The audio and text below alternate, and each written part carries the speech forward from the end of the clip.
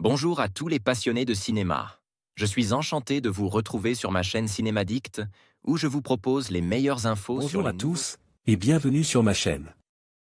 Aujourd'hui, je vous propose une critique approfondie de Rogue One, A Star Wars Story.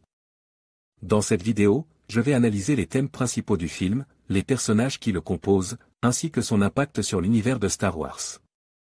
Je partagerai également mes impressions sur la réalisation et la bande sonore, sans oublier de discuter des éléments qui font de ce film une œuvre à part dans la saga. Restez avec moi pour découvrir si Rogue One réussit à capturer l'essence de Star Wars tout en apportant sa propre touche. C'est parti. L'espoir est la base de la rébellion. Felicity Jones, Rogue One, A Star Wars Story, de Gareth Edwards, 2016, alors que l'épisode 7 sortait il y a tout juste un. En emportant tout sur son passage, voilà que débarque Rogue One, un film sur Star Wars mais qui n'est pas un Star Wars classique.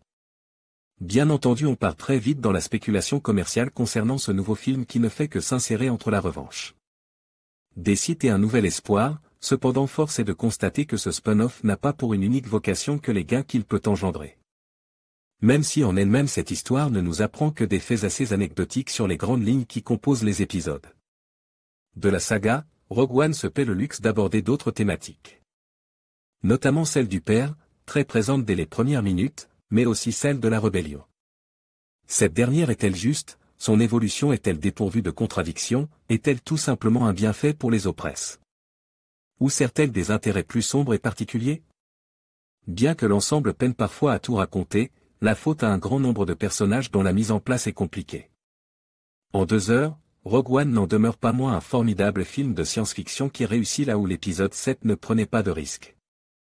Outre les bonnes thématiques qu'il aborde habilement, le rapport au père dans ce film est vraiment très beau, le film donne surtout un sacre coup de jeune à la saga tout entière et sous certains aspects renouvelle même le space opéra, ce qui n'est pas une mince affaire, d'autant plus que pour une fois il ne s'agit pas d'une histoire de Jedi. C'est grâce à un florilège de petits details que Rogue One parvient à trouver sa singularité, comme l'absence du traditionnel texte défilant au début du film, ou bien encore le simple fait qu'il n'y ait qu'un seul sabre laser de montre pendant 2 heures de film. À vrai dire, Rogue One fait l'impasse sur bon nombre d'éléments caractéristiques de Star Wars tout en mettant en avant les artefacts les plus cool de la saga. L'humour du droid de K2SO bien sûr, mais surtout l'artillerie mobile de l'Empire lors des combats à terre. Le film nous gratifie aussi de scènes spatiales dantesques. Le grand spectacle est au rendez-vous mais jamais au détriment du fond car la galerie de personnages bien que peu développée en termes de background, demeure pourtant sympathique et crédible. Ainsi on peut souligner la justesse et l'élégance du jeu de Felicity Jones qui s'illustre ici dans un registre qui lui convient parfaitement. Même constat concernant Diego Luna, moins fun qu'un Han Solo mais tout aussi charismatique. Quant au grand méchant du film, il est campé par Ben Mendelsohn dont le charisme et la prestance à l'écran s'avèrent redoutables. On retrouve également avec plaisir un personnage bien connu mais dont la présence est heureusement bien jaugée, Dark Vador même s'il nous rappelle évidemment beaucoup les autres films, ne fait que faire le lien avec ces derniers sans pour autant empiéter sur la singularité que Rogue One s'évertuait à construire. Visuellement il faut bien avouer que le film est parfait, c'est même je pense à mes yeux le plus impressionnant des Star Wars. Que cela soit dans l'espace ou bien sur la terre ferme, le film déploie un arsenal visuel de haute volée et propose également un nouvel éventail de lieux inédits jusqu'ici.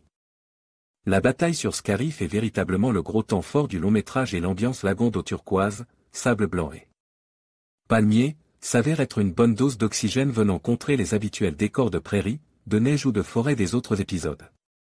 Michael Giacchino signe également une bande originale assez plaisante malgré le départ précipité d'Alexandre Desplat dont il a dû reprendre le travail en cours de route. Le style de Giacchino étant assez proche de celui de John Williams, nous ne sommes pas trop dépaysés, mais encore une fois les thèmes légendaires de la saga ne sont jamais trop présents pour mieux laisser la chance au film de créer sa propre mythologie. Ainsi donc Rogue One est assurément la bonne surprise de cette fin d'année 2016, un Star Wars qui n'en est pas un et qui trouve justement sa singularité de manières habiles.